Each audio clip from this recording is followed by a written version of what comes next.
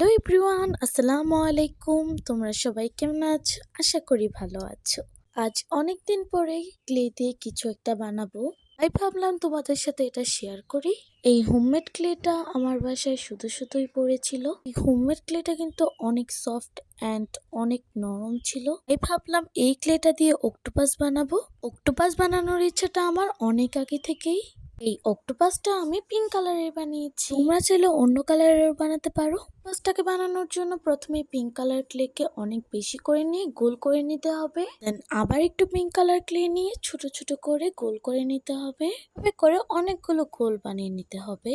তারপর সবগুলো ছোট ছোট গোল একসাথে কিছুটা ফুলের মতন করে জোড়া দিয়ে দিতে হবে। তারপর আর কি সবগুলো ছোট গোলের মাঝে বড় গোলটাকে বসিয়ে দিতে হবে। এখন চোখ আঁকানোর জন্য দুইটা চোখের চিহ্ন করে নিয়েছি। এখন কালো ক্লে নিয়ে ছোট ছোট করে দুইটা চোখ বানিয়ে নিতে হবে।